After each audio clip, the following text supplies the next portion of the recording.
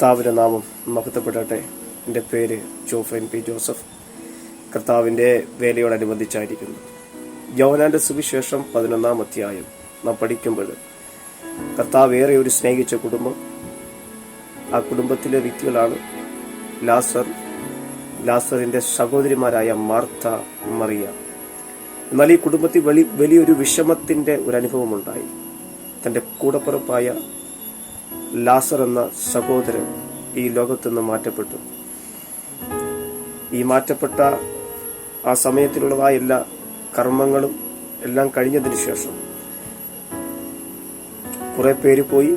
കുറെ പേര് ഇവരോടൊപ്പം, ഈ മാർത്തയോടും മറിയോടൊപ്പം കുറച്ചു പേരൊക്കെ ആ ഭവനത്തിലുണ്ട്. എന്നാൽ അവരൊക്കെ പല വാക്കുകളും പറഞ്ഞ് ഈ മാർത്തനെയും മറിയനെയും ആശ്വസിപ്പിക്കുന്നുണ്ട്. കുറച്ചു പേർ പറയുന്നുണ്ട്, ഇത് നമ്മുടെ വിധിയാണെന്ന് കരുതാം, അല്ലാതെ ഇപ്പം എന്ത് ചെയ്യാൻ പറ്റും, നമുക്ക് ആശ്വസിക്കാം, ഇനിയിപ്പം പോയാൽ തിരിച്ചു വരത്തില്ലല്ലോ, അതുകൊണ്ട് ഇനിയിപ്പം നമുക്ക് ഒന്നും ചെയ്യുവാൻ പറ്റത്തില്ല, ഇനിയിപ്പം അതിനെക്കുറിച്ച് ഓർത്ത് ഇനി വിഷമിച്ചിരിക്കണ്ട. എന്നാൽ മറ്റു ചിലർ പറയുന്നു, എന്തൊരു കഷ്ടകാലമാണ് ഇവർക്ക് എങ്ങനെ ഇങ്ങനത്തെ ഒരു അവസ്ഥ വന്നു, ഇനി ഇവരാര് നോക്കും, ഇനി ഇവരുടെ ഭാവി എന്തായിത്തീരും, ഇനി ഇവരെങ്ങനെ മുന്നോട്ട് പോകും. എന്നാൽ തളർത്തുന്ന വാക്കുകൾ കൊണ്ട്, ആശ്വസിപ്പിക്കുന്ന വാക്കുകൾ കൊണ്ട്, പക്ഷേ ഇവർ ഉള്ളിലൊരു വിശ്വാസമുണ്ട്. ആ വിശ്വാസത്തിൽ എന്ത് ചെയ്ത് ഇവർ ഉറച്ചു നിന്നു. അതുകൊണ്ട് തന്നെ അവരാരെ വിശ്വസിച്ചോ ആ വിശ്വസിച്ചവൻ അവരുടെ ഭവനത്തിലേക്ക് വന്നു. കർത്താവ് അവരുടെ ഭവനത്തിലേക്ക് വന്നപ്പോൾ അവർ മറ്റു ആരെയും നോക്കാതെ കർത്താവിനെ എതിരേൽപ്പാൻ ഓടിച്ചെന്നു. അവരുടെ വിശ്വാസം, അവരുടെ സാഹചര്യത്തെ അവർ നോക്കിയില്ല. അവരുടെ വിശ്വാസ നായകന് പൂർത്തി വരുത്തുന്നവനുമായ യേശു അവിടെ വന്നപ്പോൾ അവർ ഓടിച്ചെന്നു. അതുകൊണ്ട് തന്നെ എന്ത് ചെയ്തു, അവർക്ക് വലിയൊരു അത്ഭുതം അവിടെ സംഭവിക്കാനിടയായി. അവരുടെ സഹോദരനായ ലാസറിനെ മരിച്ചവനിൽ നിന്ന് കർത്താവ് അവനെ ജീവനോടെ ഉയർപ്പിച്ച് അവർക്ക് കൊടുത്തു. എന്നെ കേൾക്കുന്ന പ്രിയപ്പെട്ടവരെ, നമ്മുടെ സാഹചര്യങ്ങൾ ഒരിക്കലും നമുക്ക് അനുകൂലമായി നിൽക്കണമെന്നില്ല.